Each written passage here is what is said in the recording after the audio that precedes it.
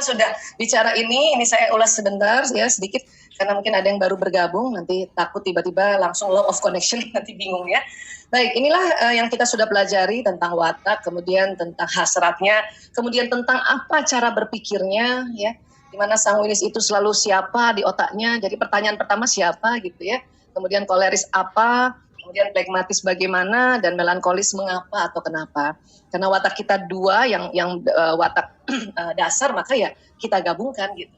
Misalnya Mbak Lora, sanguinis koleris, berarti Mbak Lora selalu bertanya di kepalanya, siapa dan apa? Siapa dan apa tujuannya? Siapa dia? Apa tujuannya? Gitu ya. Kalau misalnya ada yang flegmatis melankolis, ya bagaimana dan kenapa? Gitu. Kalau Mbak Vidi, karena koleris melankolis ya Mbak ya, apa dan kenapa? Gitu. Dia selalu berpikir untuk itu. Maka ya, untuk beradaptasi dengan orang-orang yang kita sudah bisa deteksi wataknya, yang pertama kita lihat hasrat, dan kedua apa sih pola dia cara berpikirnya, ya cara berpikirnya, oke? Dan tentu ini tentang bahasa kasih juga kita mudah-mudahan grup MBS dan grup hari ini juga mungkin hadir sahabat-sahabat MEMT 1 ya, alhamdulillah. Tentu bahasa kasih dan ini semua sudah sangat paham ya, insya Allah ya. Dan saya yakin juga sudah diterapkan ya. Dan ada satu bahasa hadiah, nah ini hadiah kadang-kadang ada di sanguinis, ada di koleris, ada di flegmatis, tetapi memang paling banyaknya di melankolis. Baik, nah berikutnya kita akan belajar gaya komunikasi. Jadi gaya komunikasi seseorang ini berbeda dengan pasangan, anak-anak, juga mitra lainnya. Jadi dengan mengenal gaya komunikasi diri sendiri dan orang lain, kemudian berupaya, sekali lagi, berupaya untuk beradaptasi, kalau bahasa NLP mengkalibrasi, gitu ya, maka kita bisa menciptakan hubungan yang bersahabat dan meningkatkan tali hubungan hablum minan nas. Ya. Dan kita nggak bisa untuk bertahan pada gaya kita sendiri, itu nanti nggak beruntung hidupnya, ya. Hina dina tadi dikatakan oleh Allah, ya. Jadi kita harus berusaha beradaptasi, mengkalibrasi. Baik, kenapa? Karena memang watak itu kan ada di otak. Semua program kita ada di otak. Nah, karena program itu di otak, maka karena nanti dia jalan lewat sistem saraf, maka semua pesan-pesan watak kita ini itu akan membentuk ciri di wajah, gestur tubuh, perilaku, ya, kemudian cara berpikir, cara berkomunikasi. Makanya kita perlu ya mempelajarinya. Ya. Kalau di pelajaran neurolinguistik program itu kita menyebutnya metaprogram. Ya, metaprogram itu membahas watak sebetulnya. Ya. Baik, nah sekarang khusus di komunikasi ya, komunikasi. Jadi karena di sini ada watak dan bakat dan ada intelektual dan memori juga ya, ada ajaran-ajaran yang kita pelajari dari kecil dan sampai sekarang, dan kita tahu sistem saraf kayak kabel listrik, maka gaya komunikasi itu ternyata ada 4 ya. 1 gaya komunikasi visual istilahnya ya, kemudian gaya komunikasi auditori, gaya komunikasi kinestetik, dan 1 lagi digital ya, digital. Ini pengembangan dari ilmu NLP ya. Kalau NLP itu kan ada 5. Apa yang ditangkap lewat panca indera itu ada 5 ya, mata, telinga, ya, hidung, mulut, dan gerakan kinestetik. Tetapi komunikasi itu kita bagi 4 besar. Ini sebagaimana watak yang dibagi 4 besar yang tadi kita sudah lihat ya, visual, auditori, kinestetik, digital. Oke. Nah sekarang jadi visual itu meliputi ini ya, look, picture, see, imagine, clear ya. Auditory, sound, hear, tell me, resonate, ideas ya. Kinestetik, feel, touch, comfortable, connect, dan fits ya. Digital yaitu make sense, think, thought, process, logical, order ya. Jadi ini 4 besar ini sebetulnya dia termanifest dari jenis watak ya. Oke, sekarang visual ya. Kita sekalian ngecek ya, teman-teman, yang mana nih gaya komunikasi utamanya. Oke. Ya. Visual itu memandang segala sesuatu sebagai bentuk gambar. Ya. Kemudian mengingat dengan menciptakan gambaran-gambaran visual di dalam pikiran mereka. Kemudian belajarnya lebih cepat, ya. Kemudian mudah bosan ketika mereka tidak punya rencana. Ini gaya komunikasi visual. Otomatis gaya belajarnya juga gaya belajar visual, ya. Menghargai waktu. Jadi mereka suka semuanya dimulai dan diakhiri tepat waktu. Ini orang visual kayak gini. Kemudian lebih suka mendapat gambaran besarnya daripada detailnya. Ini ciri khas visual, gambaran besarnya. Oke. Kemudian ekspresi yang biasa digunakan gaya visual itu, kata-katanya sering ada seperti ini. ya itulah pandangan saya. Pokoknya nuansanya visual ya. Kemudian saya ingin mendapatkan perspektif baru, nah, ini kan juga visual ya. Kemudian ini tidak cukup jelas, nah, ini kan juga visual, oke? Saya menangkap gambarannya, oke? Kemudian berikan saya gambaran besarnya. Itu sering banget tuh ngomong gambarannya, pandangannya, nampaknya gitu juga. Demikianlah pengamatan saya, ya. Lihat, makanya ada matanya jadi itu ini cuma tambahan aja ya. Tapi kalau ada orang bilang lihat, ya bagaimana pengamatanmu? Ya jelas tidak. Menurut pandangan saya, itu biasanya orang visual, ya. Nah ini kata kabur juga ini biasanya keluar dari ekspresi gaya visual, ya. Kemudian, nah gelap juga teman memang mungkin jarang ya. Tapi kalau ada orang bilang, gelap, itu mungkin juga gaya visual gitu ya. Kemudian, bisa nggak kamu terangkan? Ya, Anda bisa nggak terangkan persoalan itu? Nah, ini gaya visual ekspresinya, oke? Nah, kemudian kita lihat kata-kata sambutan dan perpisahan yang biasa digunakan gaya visual. Ya. Kata sambutannya itu gini, ya, saya senang lihat kamu lagi, misalnya gitu ya. Hai, Mbak Laura, senang banget lihat Mbak Laura lagi, misalnya gitu ya. Kemudian, kamu tampak luar biasa, gitu. Atau, wah, lama nggak kelihatan. Rupanya tuh setiap kalimat-kalimat sambutan dan nanti perpisahan itu menunjukkan gaya komunikasi. Nanti perhatikan mulai sekarang ya. Nah, ini sambutan kayak gini. Jadi dia yang visual itu selalu ada kaitannya visual, penglihatan. Ya. Terus kalau nanti perpisahannya sampai jumpa lagi ya, gitu. Sampai jumpa lagi. Nah, itu gaya visual tuh. Ya, sampai ketemu lagi.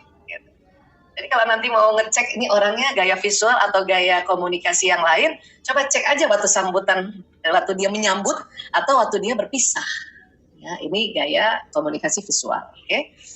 Nah, keunggulannya apa sih komunikasi gaya visual? Satu, mereka bisa beralih dari satu topik ke topik yang lain secepat kilat. Ya.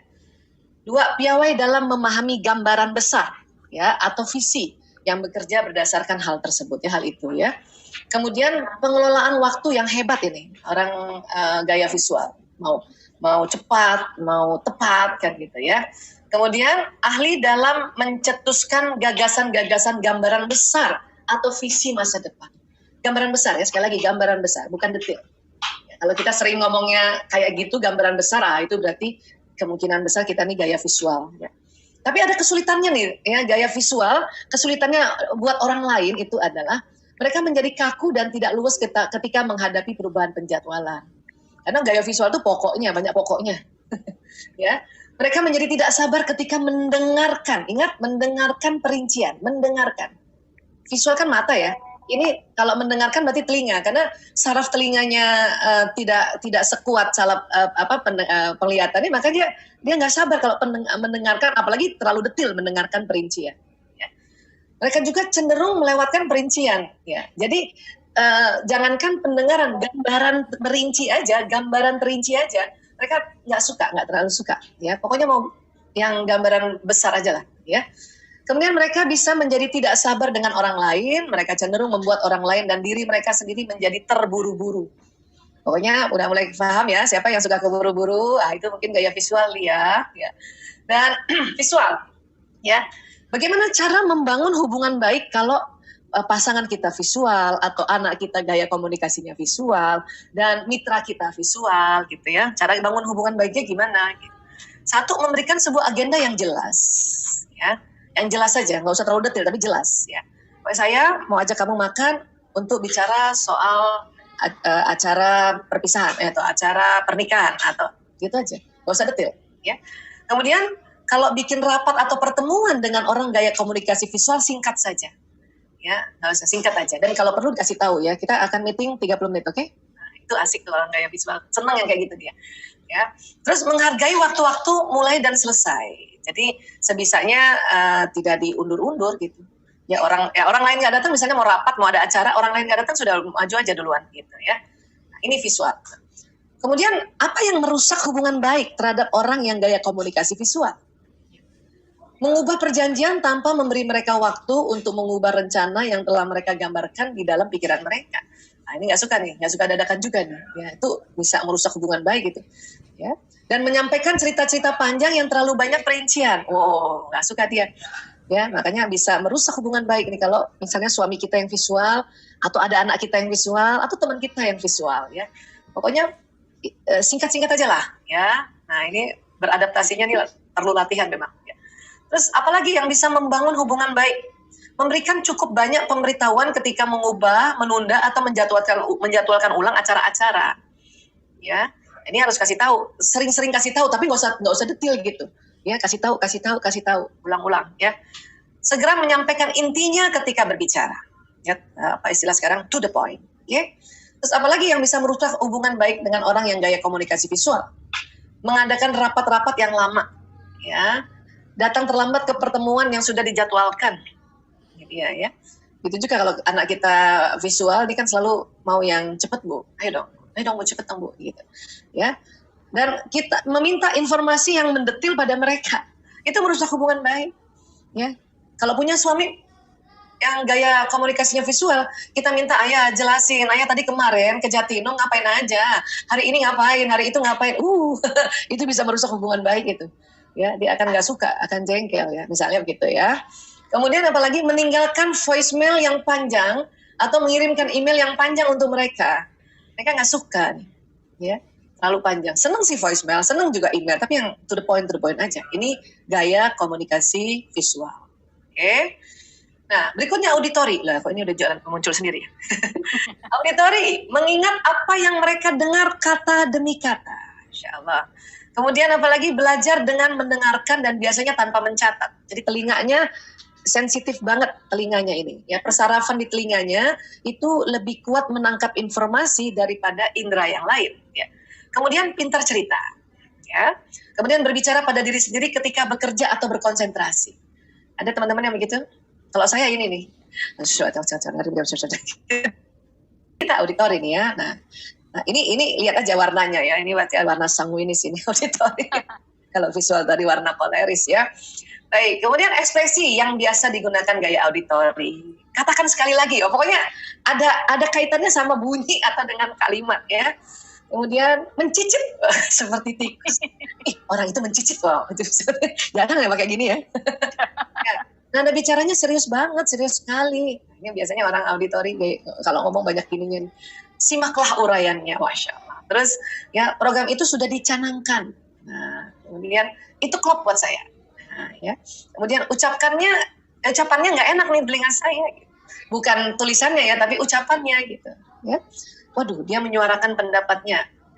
Terus ya masalah itu nggak usah digembar-gemborkan. Ya. Aduh, sudahlah, jangan diributkan lagi. Nah, ini gaya auditori. Pokoknya kalimatnya, coba perhatikan. Dia pasti masalahnya atau kaitannya dengan pendengaran, dengan auditori. Ya. Kemudian gaya kata-kata sambutan dan perpisahan yang biasa digunakan. Gaya auditori, kata sambutannya, saya senang kamu nelpon gitu ya. Hai Melora, aduh seneng banget kamu menelpon aku. Ya benar, senang bicara dengan Anda. Kalau ada orang yang ngomong gitu, aduh senang banget bicara sama kamu. Nah, itu berarti dianya yang auditori. Ya. Terus ya, atau saya menelpon untuk menyampaikan bahwa pokoknya ada kaitannya sama telinga ya. Dan kemudian kata perpisahannya ini, nanti kita bicara lagi ya, dadah gitu. Nanti saya telepon lagi ya nanti ya. Nah itu biasanya auditori tuh, ya. Nanti kita sambung obrolan kita ya. Nah, ini mulai sekarang kalau ada yang menyambut dan ada yang berpisah kita perhatikan ya gayanya. Tapi kalau sudah belajar dasar tentang watak, itu tinggal kita aplikasikan ya. Kan kaitannya dengan watak sanguinis ini, ya. Kemudian keunggulannya apa sih? Mereka biasanya adalah pembicara yang fasih. Ya. Kemudian banyak ide, bagus untuk diajak bertukar pikiran ya. Karena kreatif kan, banyak idenya. Ini mau ini, belum selesai ini mau ini. Suka diskusi dan memberikan penjelasan yang panjang. Nah, jelas auditori. Ya. Kemudian mereka pintar bercerita, ini sampai 2 kali ditulis ya. Kemudian mereka suka melakukan perbaikan, baik terhadap hal maupun proses. Jadi orang auditori ini kan memang spontan. Jadi dia pokoknya kasih tahu hari ini begini dulu idenya. Besok kalau perlu direvisi ya besok baru direvisi. Gitu. Jadi nggak usah lama-lama, nggak usah dipikirin dulu baru dikerjakan. Pokoknya kerjain aja dulu, nanti kalau ada yang salah kita revisi. Nah, gitu maksud dari mereka suka melakukan perbaikan. Baik, kemudian kesulitannya apa? Cenderung berterus terang dan tampak terlalu apa adanya. Nah ini hati-hati nih. Ini bikin kesel orang lain nih, ya. Apalagi nanti ini tambah yang visual, ya. Kemudian mereka memberikan pendapat yang keras baik diminta ataupun tidak. Jadi memang gaya bicaranya kelihatan keras gitu. Ya, ini menyulitkan orang lain jadinya. Jadi orang lain udah takut duluan. Ya. Kemudian cepat marah apabila merasa tidak didengarkan. Ini harus kita paham ya. Kalau kita punya anak yang auditori, maka ya kalau dia ngomong kita harus dengerin tuh. Ya. Mereka sering menyela dan sulit membiarkan orang lain menyelesaikan ucapan mereka. Nah, kalau ada anak atau suami ya yang suka nyela kita ngomong, itu bisa saja di auditori itu. Atau kalau kita yang auditori, kalau kita sudah tahu ini menyulitkan orang, ya kalau kita menyela gitu ya, maka kita tahan untuk tidak menyela. Ya, apalagi kalau lagi meeting ya, orang lagi ngomong, dia tahan deh. Buat orang gaya auditori, suruh tahan untuk idenya nggak cepet-cepet disampaikan, itu betul-betul penuh perjuangan. Ya. Tapi insya Allah pahalanya banyak. Ya. Kemudian cenderung melompat dari topik ke topik. Ya, jadi karena dia banyak banget yang mau diceritakan gitu. Itulah makanya kalau kita tahu bahwa kita gaya komunikasi auditori dan kita mau meeting, makanya kita harus ada tulisan-tulisan sedikit. Kita punya catatan-catatan sedikit supaya poin demi poinnya itu teratur. Kalau kita mau seminar atau ceramah dan kita gaya auditori, ya itu paling enak pakai slide ya, supaya dia tepat ya punya ya susunan-susunannya. Okay? Baik, auditori bagaimana untuk membangun hubungan baik pada orang yang gaya komunikasinya auditori? Ya. Tentu coba tanya tentang diri mereka. Oh, bisa cerita tuh panjang tuh. Ya, tapi itu untuk membuat hubungan baik itu harusnya, ya. Begitu juga buat suami, buat anak, kalau kita tahu dia gaya komunikasinya auditori ya, dan dia udah datang, nah kita lihat lagi ya, dia laki apa enggak nih. Kalau anak laki-laki ya diamkan dulu 10 menit, setelah 10 menit tanya, gimana nak hari ini nak, kamu nak, tadi gimana nak pasienmu nak, misalnya gitu ya, karena Mas Lanang auditori soalnya. Ya. Kemudian tidak menekan mereka, ini kalau mau membangun hubungan baik, nggak menekan mereka, ya. Kemudian membantu mereka tetap pada topik. Kalau nanti udah cerita kemana, kita ikut aja, terus nanti kita bisa bilang, ayo kembali ke laptop. Iya, karena memang auditori ini dia senang sekali bercerita, apalagi informasi yang dia punya kan banyak, dia akan cerita. Terus merusak hubungan baik, gimana orang merusak hubungan baik dengan auditori ini? Melakukan hal lain ketika mereka berbicara pada Anda. Kalau punya suami, gayanya auditori, dia lagi ngomong terus kita juga pegang gadget, marah itu dia. Ya, walaupun kita nggak tatap matanya ya, paling nggak kita nggak pegang apa-apa. Saya kalau suami Mas Pri kan juga ada gaya auditorinya juga. Kalau dia udah ngomong, saya langsung taruh itu laptop dan tangan kalau perlu di kedepanin gitu. Jadi dia lihat. Walaupun kita nggak tatap matanya terus ya, kita sambil lihat sekali, terus sambil cantik-cantik gitu lihat ke bawah, terus lihat lagi. ini harus kita sadari bahwa memang beginilah hablum minan nas yang ingin kita jalin. Nggak boleh kita merasa ini gue emang kayak gini orangnya, nggak bisa kayak gitu ya. Baik, kemudian ya pada saat dia cerita kita terlalu menyela dia atau kita menginterupsi dia kita akan rusak hubungan baiknya. Biarkan dia cerita walaupun nanti kita kira-kira dia ada koma ya.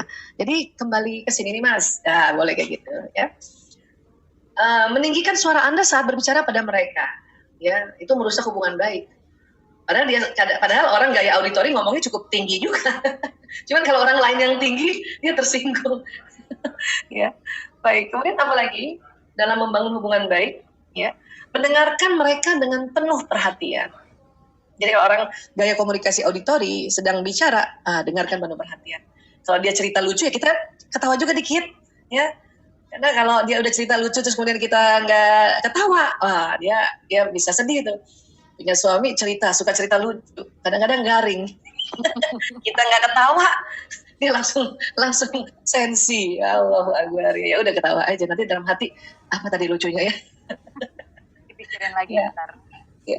Mengulang kata-kata pada mereka, ya ini bagus untuk membangun hubungan baik. Ya. Kemudian mengatakan pada mereka bahwa Anda mendengarkan mereka. Aku dengar kok ayah, gitu. Ya, ayah aku dengar kamu kok. Ya. Atau ayah, Mas waktu itu aku dengar kamu bilang gini. Nah itu seneng dia, ya itu membangun hubungan baik. Oke. Kemudian kalau merusak hubungan baiknya bagaimana? Ya berbicara dengan nada yang kasar, rupanya dia nggak suka ya. Kemudian memburu-buru mereka ketika sedang berbicara. Dia lagi cerita, lagi mimpin rapat, suruh buru-buru. Wah kamu ntar. Atau lagi cerita biasa aja, disuruh buru-buru. Wah ini bisa merusak hubungan baik nih. Kemudian menggunakan kata-kata dengan sembarangan atau salah mengeja. Dia marah tuh kalau kita menggunakan kata-kata sembarangan atau salah mengeja. Ini yang merusak hubungan baik kalau lawan bicara kita adalah gaya komunikasi auditori. Tapi yang merasa gaya komunikasinya auditori, mulailah kita pahami nih. Supaya nggak usah terlalu baper ya, supaya terlalu sensitif. Baik, nah sekarang kinestetik ya biasanya bicara tenang. Kemudian paling mudah belajar dengan melakukan, dia mengerjakannya, ya dia coba, dia pakai ya, atau apa istilahnya kalau ada anak sekolah di role play-nya ya. Kemudian membutuhkan waktu untuk merasakan dengan cara mereka terhadap informasi baru. Kinestetik ini nampaknya bergerak, nampaknya juga dia mengandalkan perasaan kinestetik. Ya. Kemudian memiliki kecenderungan menyentuh tulisan, benda atau orang. Jadi kalau misalnya ada teman kita kalau ngomong pasti dia rasanya mau peluk gitu, mau pegang gitu ya, atau nyentuh bahu, itu biasanya komunikasi kinestetik. Dan lagi pandemi kayak gini disuruh jaga jarak, itu gemes banget, pengen menyentuh sesuatu gitu, tapi nggak bisa kan karena pandemi kayak gini ya. Kemudian ekspresi yang biasa digunakan gaya kinestetik adalah, ayo kita sentuh persoalan ini. Kalimatnya suka muncul begitu ya. Rasanya cocok dengan saya. Cocok tuh. Udah cocok tuh. Cocok. Pokoknya banyak banget kata-kata cocoknya. Itu dia kinestetik tuh. Ya cocok tuh. Nah gitu. Ya menjadi nyaman dengan, misalnya gitu. Ada kata nyaman, sentuh, cocok ya. Saya mulai menangkap maksudnya. Ya. Saya mulai menangkap maksudnya ya gitu. Kemudian tuntun. Kata tuntun juga sering pada gaya kinestetik ya. Tuntun saya untuk menempuh proses ini ya. Kemudian sekarang semua itu berada dalam genggaman saya. Ya. Ini kan kelihatan ya, dia ada gerakan dan ada rasa di sini ya. Saya selalu tersandung dalam hal ini. Aduh, saya tersandung terus dalam hal ini. Kemudian dia menyuarakan pendapatnya.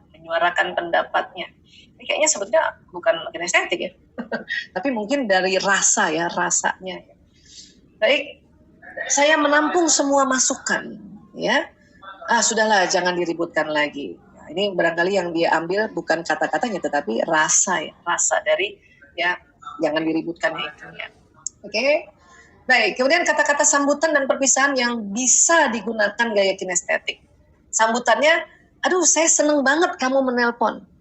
Jadi kalau tadi pada auditori, saya senang kamu menelponnya yang dia senang. Tapi kalau ini adalah rasa tadi, senang banget. Oh ya kalau udah banyak, senang banget, udah gembira banget. Itu udah gaya kinestetik. Ya. Tuh, saya gembira mendengar suaramu. Dari gembiranya ya.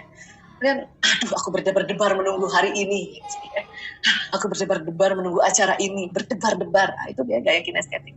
Ya. Ayo mari kita duduk bersama. Nah duduk kan ini juga kinestetik karena ini gerakan kan. Ya.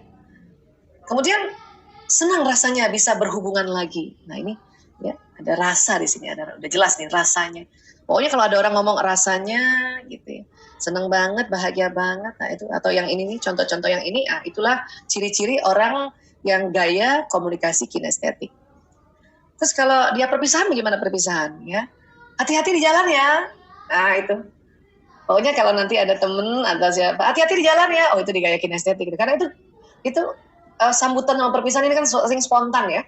Gak mungkin dia atur-atur hari ini mau bilang hati-hati di jalan ya. Besok take care gitu kan. Gak mungkin diatur. Kemudian peluk cium. Itu juga orang kinestetik juga itu peluk cium. Ya. Kemudian apa? Senang berhubungan dengan kamu. Nah ini juga kinestetik ya. Dan saya akan segera menghubungi Anda. Kalau saya nanti telepon kamu ya, itu auditori. Saya akan segera menghubungi Anda. Ini kinestetik ya. Salam untuk keluarga ya. Hati-hati di jalan. Salam untuk keluarga. Kinestetik banget. Itu kayak gitu sebetulnya ya. Baik. Dan keunggulan komunikasi gaya kinestetik apa? Mereka pandai dalam membangun hubungan. Ya. Makanya tadi banyak hubungan-hubungan. Saya menghubungi kamu. Ya. Mereka sangat setia ya kinestetik. Kemudian mereka menyayangi dan mendukung. Ya, mereka kuat melakukan hal yang monoton, pekerjaan yang monoton, ngajar, ya termasuk tuh orang-orang kinestetik tuh kuat ngajar. Yang dibicarakan kan hampir sama, tapi karena audiensnya beda kita ulang lagi, itu namanya pekerjaan monoton. Ya. Kerja sebagai kalau di kantor ya sebagai pegawai kerjaannya monoton, itu aja, itu juga yang namanya monoton ya. Baik. Kemudian mereka adalah pemain tim yang hebat. Ya, mereka kalau bertim karena memang gaya komunikasi kinestetik pandai membangun hubungan, itu dia yang nanti ya membangun hubungan antara orang satu ini dengan yang teman satu lagi. Ini gaya kinestetik. Oke. Kemudian kesulitannya apa komunikasi gaya kinestetik? Kalau ada diri kita yang kinestetik, itu nyulitin orang gitu ya. Atau ya teman kita yang kinestetik itu kesulitannya yang diterima oleh kita tuh adalah sering sulit mengambil keputusan yang cepat. Ya. Kemudian kewalahan bila dihadapkan dengan terlalu banyak pilihan. Ini kesulitannya nih. Ya, beda sama visual tadi ya. Kemudian mereka bisa sangat bimbang dalam mengambil keputusan. Ya. Kemudian mereka membutuhkan lebih banyak waktu dalam menyelesaikan tugas. Nah, ini yang kinestetik. Ini kira-kira apa nih? Watak apa yang kinestetik? Ya, pragmatis. Oke. Nah, kinestetik, bagaimana membangun hubungan baik dengan kinestetik? Memberikan agenda pertemuan di tempat yang nyaman. Jadi kalau ngajak orang kinestetik, yang gaya kinestetik, cari tempat yang nyaman. Sambil ngopi, kan, sambil makan pisang goreng, pokoknya tempat nyaman. Ya. Terus, peka terhadap kebutuhan mereka untuk nyaman dalam lingkungan fisik mereka. Ya. Karena orang kinestetik kan orang yang maunya rileks ya. Mau rileks, santai, maka kita harus tahu. Ya, ini tempatnya nggak nyaman nih, terlalu banyak orang, tempatnya ya terlalu banyak asap rokok, atau terlalu banyak ini, itu. Nah, ini. Ya. Memprioritaskan berhubungan dengan mereka dalam situasi kelompok agar mereka merasa disertakan. Karena orang kinestetik nggak ngeyel, ya orang kinestetik ini komunikasinya nggak ngeyel kan, dia selalu ya mau hubungan ini baik dan damai. Makanya kadang-kadang kalau dalam kelompok orang sering nggak memperhatikan dia. Makanya kalau kita yang bukan kinestetik dan kita punya teman kinestetik di kelompok, cobalah kita yang menegurnya duluan, menghargai dia duluan. Ya. Kemudian merusak hubungan baik dengan orang yang gaya komunikasi kinestetik, ya. Kalau dia merasa tidak dilibatkan. Orang kinestetik karena dia orang pragmatis kan dia apa-apa boleh kan? Iya boleh, iya boleh. Ya terserah. Tapi kalau nanti kita ya tidak tanya lagi tentang apa yang dia pilih, nanti dia bisa merusak hubungan baik karena dia merasa tidak dilibatkan. Kemudian disela atau ditekan ini juga ya dia tidak suka ya. Kemudian juga menjejali mereka dengan terlalu banyak gagasan atau pilihan sekaligus. Kan tadi dia punya kesulitan ini kan adalah ya sulit untuk mengambil keputusan yang lebih dari yang banyak gitu kan. Makanya kalau ada kita punya anak, punya suami atau punya teman yang gaya komunikasinya kinestetik, kita kasih terlalu banyak pilihan sekaligus lebih dari 2, ya itu bisa nggak enak dia nggak suka lah istilahnya, dia nggak seneng ya. Jadi bisa merusak hubungan baik ya. Oh ya kalau punya keluarga, punya teman yang gaya komunikasinya kinestetik, kasih pilihan tuh kalau nggak 1 ya 2 ini gitu. Ya. Kemudian apalagi membangun hubungan baik, memberikan waktu atau tanggal mulai dan selesai untuk semua acara dan tugas. Ya dia senang tuh kalau misalnya tanggal sekian, nanti kita mulainya misalnya jam 10, nanti selesai jam 1 siang, nah dia suka ya kayak gitu. Ya. Memberi mereka waktu untuk kreativitas, bersenang-senang, bermain dan bergaul. Karena kinestetik ini memang senang bergaul, senang berhubungan, dia senang hubungan. Kemudian menawari mereka sedikit pilihan yang jelas dan sederhana. Nah ini tadi yang saya bilang. Ya, jadi pilihannya yang jelas dan sederhana gitu, nggak usah rumit. Ya, itu aja kadang pilihannya jelas ya terserah kok, terserah kamu, gitu. Ya. Dan merusak hubungan baiknya, apalagi meremehkan kontribusi intuitif dan emosional mereka terhadap sebuah rencana atau tugas. Orang kinestetik ini intuitif banget memang. Ya, feelingnya main. Nah, istilah awamnya kayak gitulah ya. Karena rasa dia. Ya. Perasaan saya nggak enak nih. Nah, misalnya selalu kayak gitu kan ya. Jangan lewat situ deh. Nah, gitu. Apaan sih? Itu namanya meremehkan ya. Atau misalnya ada sebuah tugas atau rencana, dia memberikan usulan dengan menggunakan rasa ya. Perasaanku. Nah, kadang-kadang begitu kalimatnya ya. Nah, ini kita harus hargai sebetulnya. Dan menghentikan kesenangan dan mematikan kesenangan mereka ya. Jadi kadang-kadang mereka senang nonton gitu ya, terus kita larang atau mematikan kesenangannya, menghentikan kesenangannya, itu bisa merusak hubungan baik. Ya. Nah, ini digital ya, ini gaya komunikasi digital. Ini siapa coba yang digital ya? Nah, mengingat dengan langkah-langkah dan urutan-urutan, ya. Terus mengolah informasi dengan cara metodis, rasional dan logis. Nah. Kemudian apa lagi? Sangat berorientasi detail. Okay. Kemudian belajar dengan mengolah hal-hal di dalam pikiran mereka. Cara belajarnya itu begitu dia. Ya. Kemudian membutuhkan waktu untuk memproses informasi baru. Ini sudahlah urutan-urutan, melankolis ya Mbak Aisyah ya Mbak. Ya, belajarnya mengolah dalam pikiran ya, ini jelas digital communication. Oke, ekspresi yang biasa digunakan gaya digital, kata demi kata.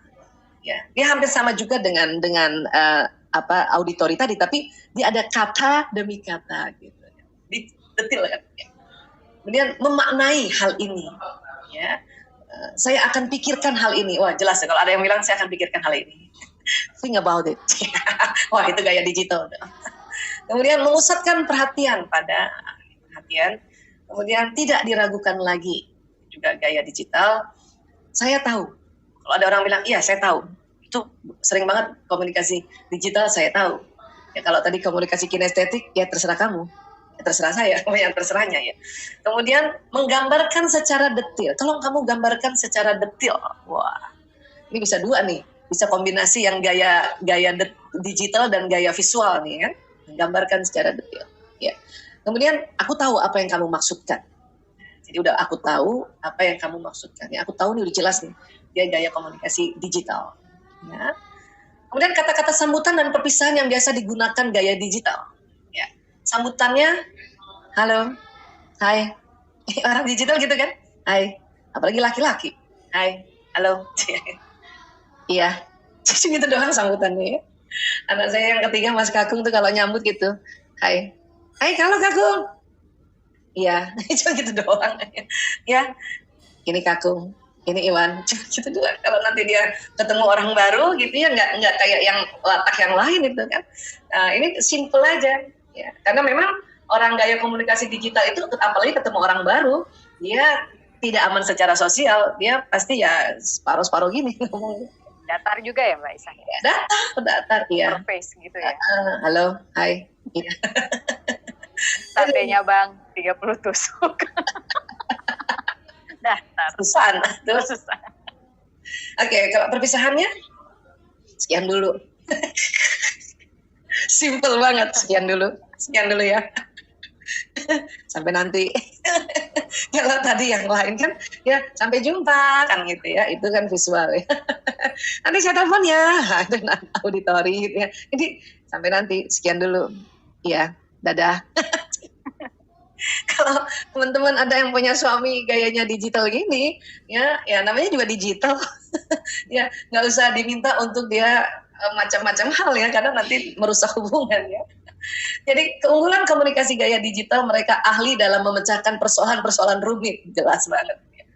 Ahli strategi yang hebat, ya. Kemudian piawai dalam mengelola dengan detail, ya. Mereka unggul dalam mengurutkan dan menyusun tugas dan proyek. Namanya juga urutan ya digital. Ya. Nah, kesetiaan mereka begitu kuat, ya. Nah, ini luar biasa nih orang melankolis dengan komunikasi gaya digital. Kemudian kesulitannya apa nih kalau buat kita kalau ada mitra atau pasangan yang gaya digital? Satu, lambat mempercayai orang baru, juga lambat mempercayai hal-hal baru, bahkan lambat mempercayai konsep-konsep baru. Makanya kadang kalau kita bikin training, saya tahu teman-teman peserta ada yang melankolis, wah ini gaya komunikasinya digital. Itu pasti bertanyanya mengulang-ulang dan dia akan mikirin itu konsep baru yang diberikan di dalam training kan gitu ya. Tapi itu begitulah gaya komunikasi digital. Walaupun ya yang penting kita kan tahu, oh ya ini dia harus berkali-kali dikasih tahu nih bagaimana konsep baru gitu. Kemudian mereka tidak membagi-bagikan informasi dan harus diminta secara khusus. Orang digital itu harus ditanya ya dia supaya dia ngasih informasi. Kalau nggak ditanya dia nggak bilang. Beda tadi auditori, belum ditanya udah ngasih tahu. Kalau digital harus ditanya. Jadi kalau punya anak gaya komunikasinya digital, tanya aja Bu. Gitu. Cuman lihat-lihat waktunya juga, nih anak laki pada perempuan gitu ya. Tanya. Bahkan bahasa kasihnya gaya digital ini kan waktu yang bersama. Dia duduk sama ibunya, dia duduk sama ayahnya, dia nggak ngomong apa-apa tuh. Harus ditanya memang. Ya. Kemudian mereka bisa menjadi keras kepala bila disuruh-suruh. Jadi ya kalau punya anak gaya digital nggak usah terlalu ditekan disuruh-suruh ya. Dia keras banget nih. Banget nih. Ada satu di rumah. Mereka tidak suka disela juga, apalagi laki-laki udah ngomongnya panjang, detil disela. Yang nyela istrinya, itu udah. Itu antara kombinasi otak laki-laki watak melankolis, dan bahasa kasih waktu, dan gaya komunikasi digital. Ya.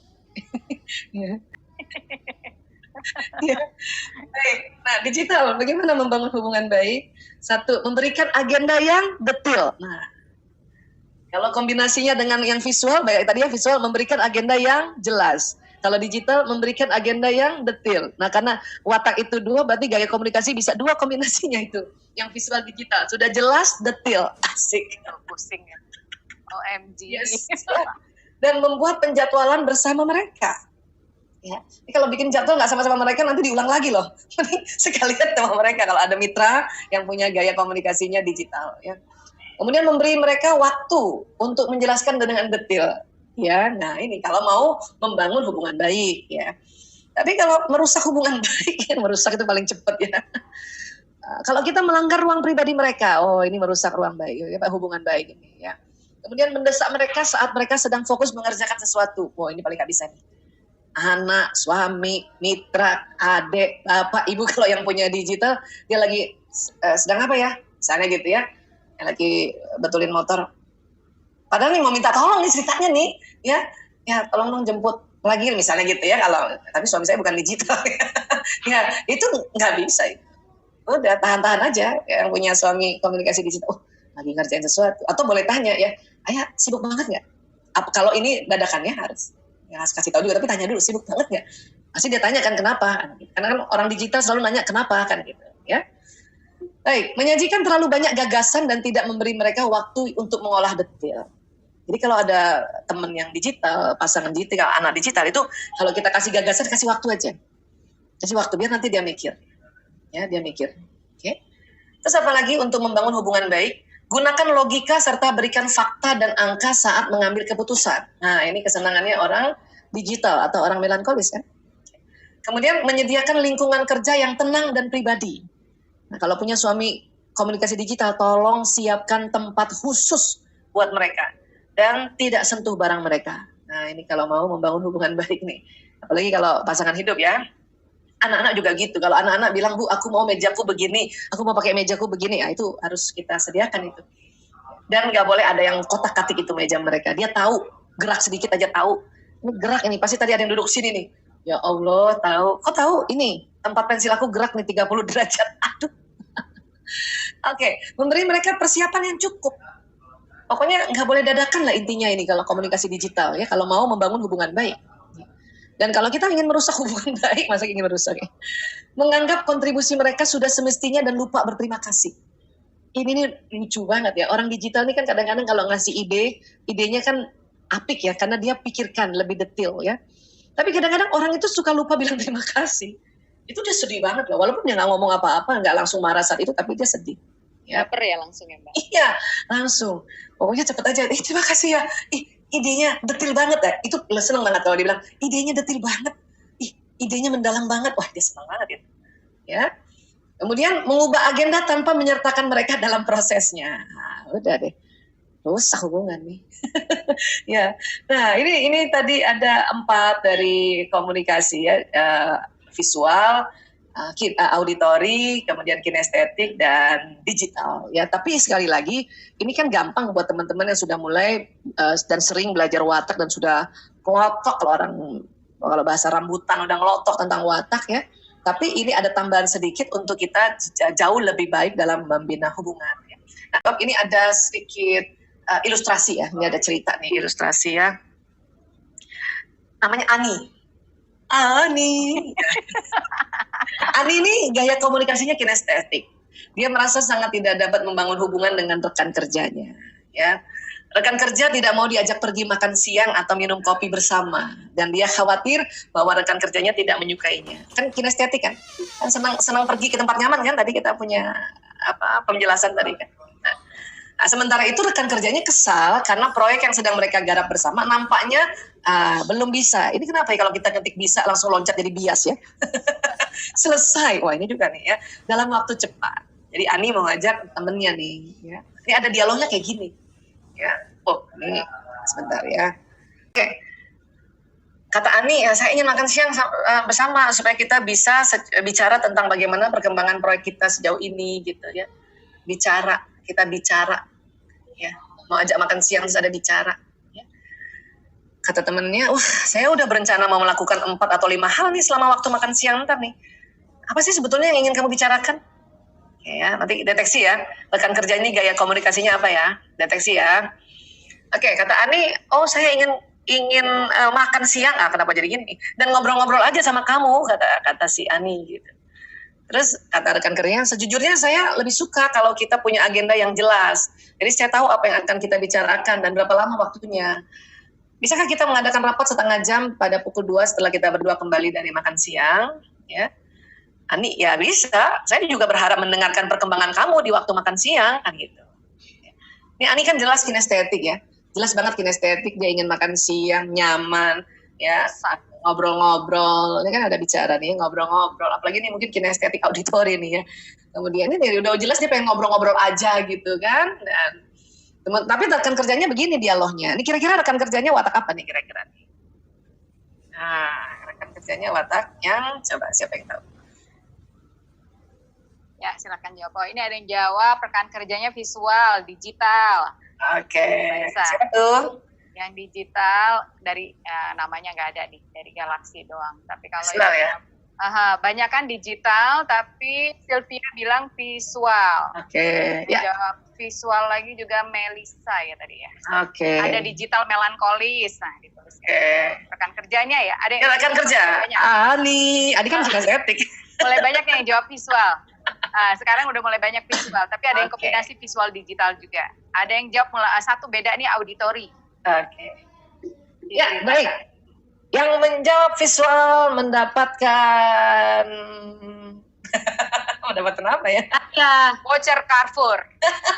Diambil. Ya, visual ya. Nah, kalau Ani kan ya, nah ciri-ciri teman Ani kan ini tadi ya. Dia ingin mengetahui apa isi agenda Ani kan.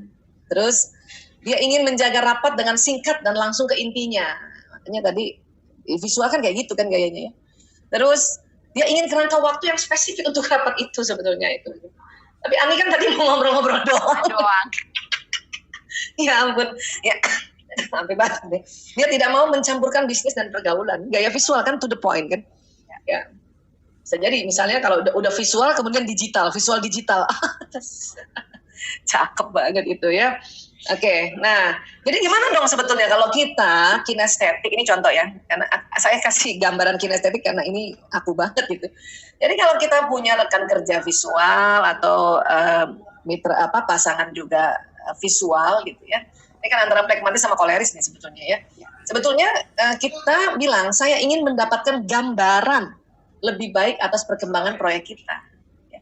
Tadi Ani waktu di awal ngomong sih, cuman dia ngomongnya saya mau bicara-bicara gitu, saya mau bicara tentang proyek kita. Lah, gaya visual diajak bicara itu kan auditori.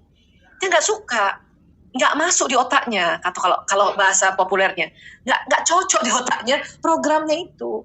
Karena dia visual kan bilang kita akan membahas gambaran, ya, visi, gambaran, ya. Nah ini.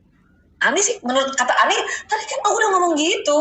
Tapi coba deh tadi ngomong, iya aku ngomong, kita akan bicara tentang perkembangan proyek kita.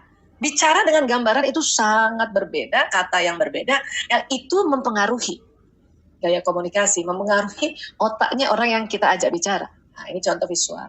Ya. Kemudian lagi, atau saya sangat menantikan untuk mengadakan rapat dengan Anda, menantikan. Pokoknya, jadi ada hal yang betul-betul kita ingin ketemu dia gitu. Kan senang kan. Kalau tadi kan cuman ya ngobrol-ngobrol aja, ngobrol-ngobrol aja gitu. Ya, saya tahu Anda sibuk, jadi rapat ini akan singkat. Nah, buat orang visual itu selalu ada kata sebentar aja atau kita singkat. Ya, kalau sebentar aja kadang-kadang suka yang benar gitu. Singkat. Kalau perlu ya dari jam sekian atau berapa menit ya atau berapa jam. Nah, itu. Ya senang yang begitu gaya visual. Ya. Kemudian saya tidak membutuhkan semua detailnya, berikan saja gambaran besarnya. Ingat ya, kalau dia visualnya lebih dominan atau lagi visual auditori ya, bukan visual digital, itu minta gambaran besar, katakan gitu ya. Kita makan siang, kamu ceritakan gambaran besar, ya, nggak usah detailnya, gambaran besar. Nah, jadi gaya visual langsung karena masuk otaknya atau istilah anak orang sekarang ya, istilah populer masuk akalnya itu waktu diajak, dia mau itu. Dia mau. Dan untuk kebutuhan Ani kan ngomong di tempat nyaman sambil ngopi itu kan cocok buat kinestetik ya, dengan dia relax ya. Tapi ingat, Ani akan bicara dengan orang gaya visual, nanti sambil minum kopi nggak usah lama-lama ya, biar aja ngomong sebentar, pas dia pergi baru kita santai-santai minum kopi sendiri, asik. Ya itu ceritanya. Oke, nah ini contoh saja aplikasi antara bagaimana seorang kinestetik untuk bicara sama gaya visual. Kalau bisa nanti hafalkan hal-hal yang kebiasaan dia bicara gitu ya, dia bicara. Pokoknya kalau visual itu pasti ada kaitannya dengan penglihatan, auditori ada kaitannya dengan pendengaran gitu ya. Dan kinestetik ada kaitannya dengan rasa, biasanya rasa, perasaan atau gerakan, dan digital biasanya ada kaitannya dengan detail ya. Kayak gitu. Ya. Oke.